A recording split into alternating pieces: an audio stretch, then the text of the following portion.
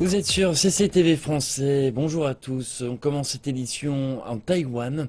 Eric Chu, candidat du Kuomintang, a perdu l'élection du dirigeant de Taïwan qui a eu lieu samedi, a-t-on appris du quartier général électoral du KMT. Cela signifie la victoire de Tsai Ing-wen, présidente du principal parti de l'opposition, le Parti démocrate progressiste. Monsieur Chu a annoncé qu'il endosserait la responsabilité de cet échec et démissionnerait du poste de président du KMT. On passe à présent au Burkina Faso. La prise d'otage est terminée à Ouagadougou. Le président burkinabé Roch Marc Christian Kaboré s'est rendu ce matin à l'hôtel où a eu lieu l'attaque et a annoncé que le bilan était d'au moins 23 victimes, dont les 4 assaillants. 126 otages ont été libérés et les forces de sécurité vérifient les autres hôtels de la zone. AQMI, ou Al-Qaïda au Maghreb islamique, a revendiqué la responsabilité de l'attaque en affirmant qu'il s'agissait d'une vengeance contre la France et l'Occident. L'Union africaine fait savoir qu'elle se heurte à une certaine résistance de quelques-uns de ses membres qui estiment que le déploiement de soldats au Burundi devrait être retardé. Le Conseil de paix et de sécurité de l'Union africaine avait proposé d'envoyer 5000 militaires, policiers et autres au Burundi, en dépit de l'objectif consistant à protéger les populations civiles de l'aggravation des violences. Le gouvernement de Bujumbura ainsi que d'autres nations africaines semblent peu enclins à accepter cette proposition. Ce travail a commencé il y a quelque temps et normalement nous le terminerons avec la Force d'Afrique de l'Est et les Nations Unies.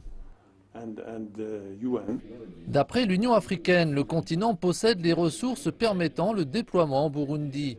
Elle appelle ses membres à la coopération pour permettre la réussite de la mission. Je pense que les pays africains, à leur façon, devraient être capables de remplir les conditions.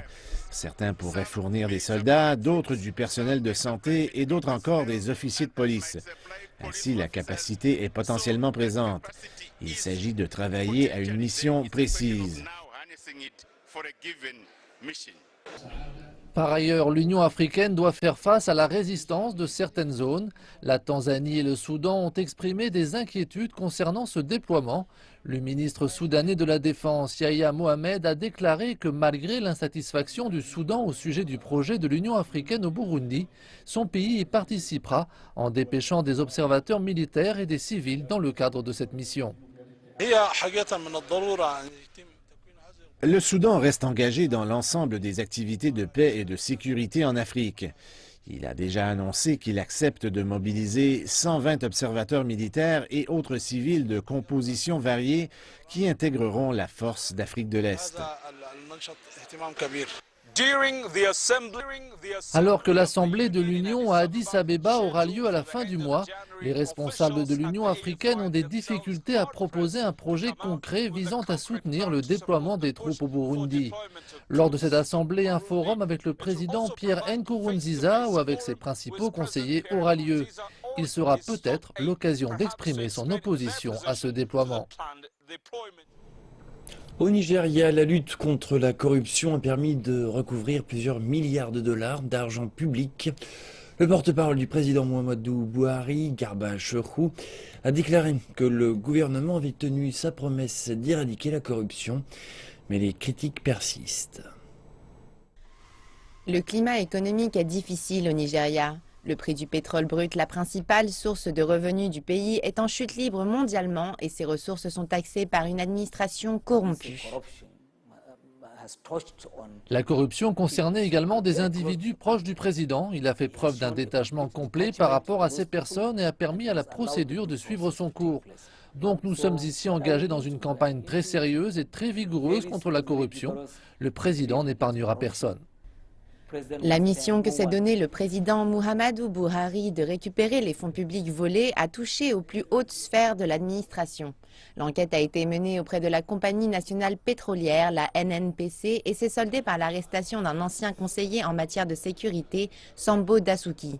Il est accusé d'avoir détourné plus de 2 milliards de dollars dans le cadre d'accords de vente d'armes. À l'heure actuelle, il plaide non coupable. Le porte-parole du président rappelle qu'il ne s'agit pas ici d'une campagne menée seulement à l'encontre des membres de l'opposition. Le président a montré qu'il ne craignait d'inculper personne dans le pays. L'opposition pense qu'elle est visée par cette campagne, mais tout cela a une explication logique. Ils viennent de terminer leur mandat. Or, les fonds publics que nous récupérons dans notre combat contre la corruption, nous les récupérons auprès des personnes qui faisaient récemment partie du gouvernement. Malgré tous les efforts déployés, même les partisans de cette campagne anticorruption reconnaissent qu'une relance économique du pays nécessiterait des mesures complémentaires. Pour l'instant, les mesures gouvernementales ont pris pour cible principale la corruption. C'est bien, mais il ne faut pas oublier que nous avons une monnaie qui dégringole à l'heure actuelle et rien de concret n'a été mis en place pour pallier à cela. Les personnes corrompues vont être poursuivies en justice, mais ce n'est pas suffisant. La corruption est un phénomène persistant au Nigeria et son éradication demandera un travail de longue haleine.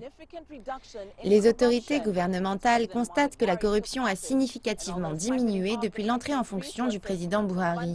Bien que la campagne s'avère efficace sur le territoire national, la plupart des fonds détournés se trouvent encore hors de portée du gouvernement dans des comptes bancaires à l'étranger. Le gouvernement fédéral du Nigeria dépense presque 10 millions de dollars par jour pour subventionner du carburant importé pour la consommation intérieure. Une dépense énorme que le président Muhammadu Buhari cherche maintenant à diminuer en rénovant les raffineries du pays. Les détails dans notre reportage. Finalement, les valves sont ouvertes. La raffinerie de 36 ans située dans l'état du Kaduna, dans le nord-ouest du Nigeria, est la dernière raffinerie à reprendre la production. Le Nigeria espère ainsi pouvoir atteindre ses quotas de 20% de production de son pétrole. Depuis qu'il est arrivé au pouvoir, le président Buhari a annoncé un changement majeur qui permettrait aux raffineries du pays de devenir rentables et sauverait les milliards de dollars dépensés en subventions aux carburants importés. Même si elles ne fonctionnent pas encore à pleine capacité, les opérateurs disent ici que les opérations dans les raffineries ont, en peu de temps, facilité les choses.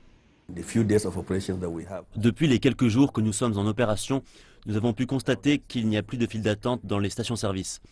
C'est la contribution que notre raffinerie amène dans la région et surtout dans le nord du pays. Nous sommes présentement à 60% de notre capacité de production. Nous produisons entre 1,6 million de litres et 2 millions de litres d'essence chaque jour. La raffinerie de Kaduna a été construite pour desservir en carburant le nord du pays. Fonctionnant actuellement à 60% de sa capacité, elle produit 20 fois plus d'essence qu'il y a quelques semaines à peine. Maintenant, l'objectif est de passer à 90% de sa capacité dans les plus brefs délais. Aujourd'hui, nous sommes à 60%. Nous pouvons donc produire un peu plus de 1,6 million de litres d'essence par jour. Bien sûr, nous voulons produire davantage et si nous atteignons la cible des 90%, nous serons en mesure de fournir 2 millions de litres par jour. Le plus grand producteur africain de pétrole brut a besoin de 40 millions de litres de carburant par jour, mais le pays manque de capacité pour raffiner ses ressources. Ces raffineries ont été négligées pendant des dizaines d'années et les raffineries privées ne pouvaient pas opérer en raison des coûts prohibitifs. Et cela a plongé le Nigeria dans une crise alors que les négociants gouvernementaux et de carburant ont été empêtrés dans un conflit sur les subventions. Les ventes de pétrole brut comptent pour plus de 70% des revenus totaux du pays et pour plus de 90% de ses revenus en devises étrangères. Mais ces deux sources de revenus ont été diminuées de façon importante ces dernières années. L'économie du pays a échappé à la récession en décembre et l'administration actuelle tient à éliminer le coûteux programme de subvention et toute la corruption qui y est associée. Mais le plus important, c'est de s'assurer que les citoyens du pays auront de l'essence à mettre dans leurs véhicules. L'économie nigériane est affaiblie par la baisse des prix du pétrole. De nombreux Nigérians ressentent désormais les effets de cette baisse et doivent revoir leurs habitudes de consommation à la baisse. Les Nigériens ont une forte attirance pour les voitures de luxe. Les rues de la capitale en sont pleines, de différentes formes et tailles. Toutefois, certains propriétaires de ces voitures, comme Alex Oji, commencent à les remplacer. Il a eu cette voiture pendant près de 2 ans et il la revend pour presque la moitié de son prix d'origine. Son choix s'est porté sur une voiture moins onéreuse qui sera plus facile à entretenir. J'adore les voitures de luxe, mais l'économie n'est pas stable et pas adaptée pour entretenir une voiture si chère. Ce n'est plus raisonnable. C'est pourquoi je suis venu ici pour la vendre, pour avoir une voiture plus petite et plus pratique. Nombreux comme Alex font face à des défis similaires. Ils abandonnent leur voiture de luxe en la vendant ou en l'échangeant. Beaucoup ont bénéficié du boom du pétrole, assez pour dépenser des millions dans une voiture luxueuse. Mais dernièrement, le manque de liquidité dans le pays s'est fait ressentir et les prix du pétrole, qui est vital pour l'économie du pays, sont tombés à 32 $ le baril. Et les acheteurs traditionnels recherchent des alternatives aux revendeurs de brut. La situation n'est pas meilleure pour les concessionnaires qui ont beaucoup de stocks. Nous avons ce problème dans le système où les gens rapportent leur voiture d'une valeur de 8 millions de naira. Que se passe-t-il avec l'économie maintenant? Les gens ramènent leurs voitures pour les vendre. C'est juste parce qu'il n'y a plus d'argent en circulation.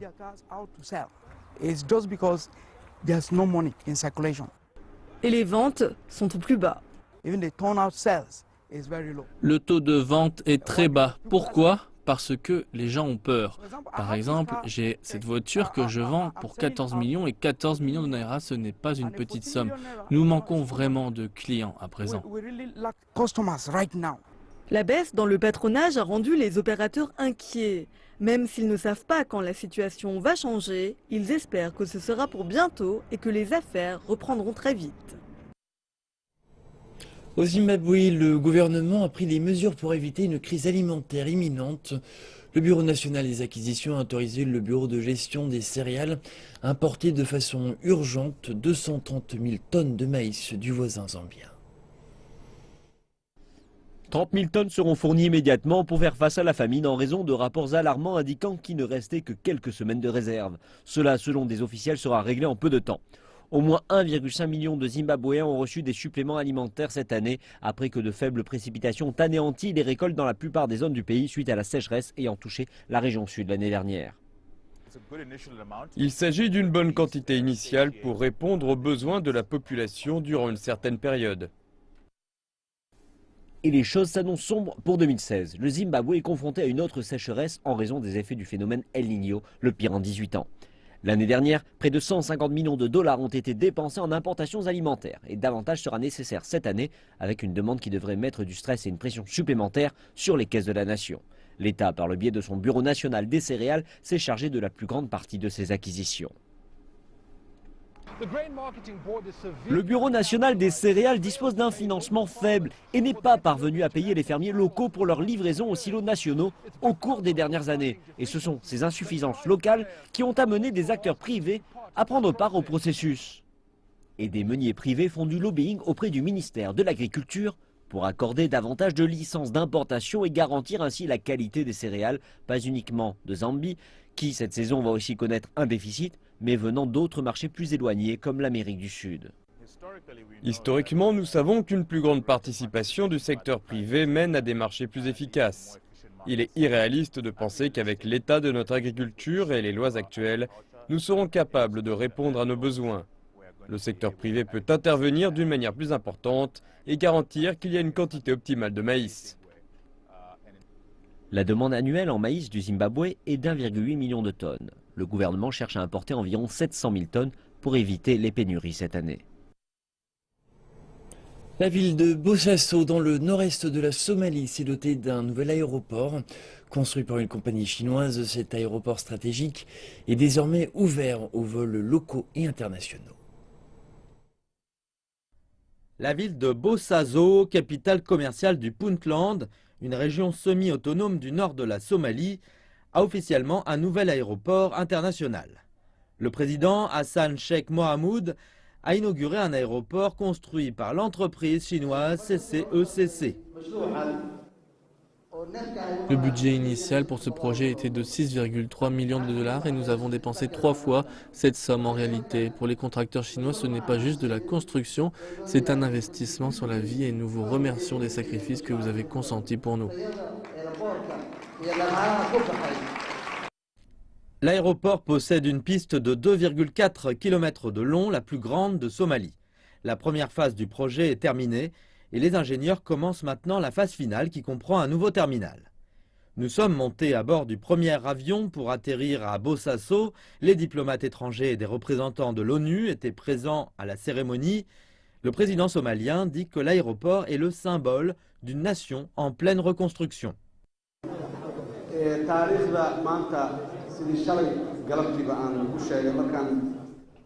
Je remercie tous ceux qui ont joué un rôle dans la réalisation de cette histoire à succès. C'est un progrès important, pas seulement pour la population du Puntland, mais pour la République de Somalie. Nous revenons de loin et nous allons travailler sans relâche jusqu'à ce que la nation soit reconstruite. Le projet a été terminé en moins d'1 an.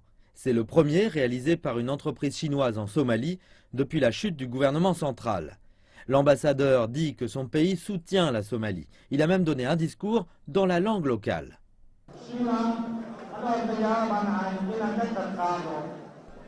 La Chine va jouer un rôle important dans le développement et la construction de la Somalie. Le président somalien et le président chinois se sont récemment rencontrés au sommet FOCAC en Afrique du Sud. Je suis devant vous aujourd'hui pour vous dire que nous sommes ici pour aider à reconstruire la Somalie. Les compagnies aériennes locales ont commencé leurs opérations à l'aéroport. L'aéroport de Bosaso desservira près d'1 tiers de la population somalienne. À quelques jours de la visite du président chinois Xi Jinping au Caire, le ministère égyptien du Logement a signé un protocole d'accord avec une entreprise chinoise. Cet accord prévoit la mise en œuvre de projets d'assainissement en zone rurale. Pas moins de 260 villages profiteront de ces avancées, alors que la plupart des régions rurales d'Égypte souffrent de pénurie dans ce domaine. Le système de distribution d'eau potable est accessible à 97% des foyers égyptiens. Dans les villes du pays, on bénéficie d'une infrastructure sanitaire adéquate, alors que 85% des zones rurales égyptiennes n'y ont pas accès. Dans la plupart de ces endroits, on déplore un excès de déchets que le sol ne peut absorber. Récemment, le gouvernement a initié un programme visant à mettre sur pied des infrastructures d'assainissement dans ces mêmes régions. Cependant, le coût de ces mesures est énorme. Nous avons estimé le coût de ce programme à 100 milliards de livres égyptiennes. C'est pourquoi de nombreuses négociations ont eu lieu au sein de plusieurs pays pour rendre possible certains prêts, subventions ou autres. Cela accélérera la mise en place du programme dès que possible. Le plan de départ prévoyait d'allouer annuellement 6 milliards de livres prélevés sur le budget de l'État. L'objectif était de mettre sur pied une infrastructure sanitaire. À cette vitesse et malgré le déficit budgétaire gouvernemental inquiétant, il aurait fallu à l'Égypte plus de 12 ans pour déployer le projet à l'ensemble des villages. La Chine a alors offert son aide, proposant $1 milliard sous forme de prêts destinés à ce projet. Il s'agit d'un grand projet et je pense qu'en Égypte, il y a environ 4000 villages. Donc j'estime qu'$1 milliard participeront significativement au soutien de ce programme tout en l'accélérant. Le prêt à taux réduit chinois représente 8% du budget prévisionnel égyptien alloué à ce programme. Celui-ci couvrira 260 des 3400 villages qui ont besoin d'infrastructures sanitaires. Ce projet a été rendu possible par l'accord d'un partenariat stratégique signé l'an dernier par Xi Jinping et Abdel Fattah el-Sisi, respectivement présidents chinois et égyptiens. L'Égypte a mis en œuvre un projet d'envergure pour le pays, un projet qui court jusqu'en 2037. Il donne la priorité aux villages qui ont un besoin urgent d'infrastructures sanitaires. Il permet également de prévoir les besoins nationaux dans ce domaine jusqu'au terme de ce projet. Malheureusement, avec la croissance démographique et les taux d'inflation incroyables, il est probable que l'Égypte a besoin de davantage d'argent pour assurer la pérennité de ce projet. En Ouganda, le nombre de mariages avec des enfants est en hausse. L'UNICEF prévient que certaines pratiques culturelles présentent des risques pour les jeunes filles de ce pays. Fadila Confort a 15 ans et elle a un enfant. Fadila a été mariée l'an dernier par ses parents à un homme qui l'a abandonnée après la naissance de son bébé. En raison de mes difficultés financières, j'ai quitté l'école. Je n'avais que 15 ans et la seule solution selon mes parents était de me marier. Fadila fait partie des nombreuses jeunes filles qui ont été détournées de l'école en raison de mariages forcés en Ouganda. L'ONU dit que ce nombre est en hausse. Par exemple, dans ce centre où nous nous trouvons, des jeunes filles qui ont eu des enfants à l'âge de 15 ans ont été forcées de quitter l'école. Selon une étude de l'UNICEF menée entre 2014 et 2015, environ 1 million de jeunes filles en Ouganda se sont mariées avant l'âge de 15 ans. Les normes culturelles et la pauvreté sont en partie responsables du fait que la société ne donne pas aux filles les mêmes chances dans la vie qu'aux garçons. Le gouvernement a établi un département de protection de l'enfance, mais de plus en plus de jeunes filles sont les victimes de cas qui ne sont pas assez souvent rapportés aux autorités. Le Rwanda se prépare pour la Coupe d'Afrique des Nations de football 2016 et rêve de remporter le trophée. L'entraîneur Johnny McKinstry déclare que la priorité est de se qualifier alors que l'équipe se prépare actuellement pour le match d'ouverture de samedi contre la Côte d'Ivoire. Hélas, les nations hôtes ont été frappées par la malchance lors des précédents championnats. Mardi, le coach Johnny McKinstry organise une petite session d'entraînement à Kigali, une journée après la victoire de son équipe contre la République démocratique du Congo. Le Rwanda se prépare pour le championnat d'Afrique des Nations de football 2016 dont il sera l'hôte. C'est la première fois que la compétition aura lieu en Afrique de l'Est. Le match d'ouverture contre la Côte d'Ivoire aura lieu samedi au stade Amahoro. Les rencontres amicales ont permis de tester nos joueurs contre le Cameroun et la RDC. C'était une bonne préparation. La compétition est réservée aux joueurs basés dans leur pays. Il est parfois difficile de sélectionner les favoris qui participeront au championnat. Les 16 équipes se mettent à niveau avant le grand lancement. C'est la deuxième fois que le Rwanda participe à cette rencontre. C'est en 2011 que l'équipe avait fait ses grands débuts. Cette fois-ci, l'équipe espère s'être suffisamment améliorée pour ne pas décevoir ses fans. Néanmoins, certains supporters ne semblent pas être très optimistes. Je ne pense pas que l'équipe puisse remporter le titre. Elle peut arriver en demi-finale, mais elle reste une équipe jeune et manque d'expérience. Cette compétition sera un véritable challenge. Pour l'entraîneur, la première des priorités est d'éviter la malédiction qui semble faire perdre les pays hôtes. 2 pays hôtes sur 3 n'ont pas eu la chance de voir leur équipe se qualifier lors des précédents championnats. Notre plus grand défi est de se qualifier en début de compétition et de s'appuyer sur cette victoire pour continuer à avancer. L'entraîneur semble vouloir conserver des ambitions modestes. Néanmoins, si son équipe remporte le trophée, ce sera la première victoire d'un pays hôte et même d'un pays d'Afrique de l'Est. Et c'est la fin de cette édition. Merci de votre attention et à très bientôt sur CCTV Français.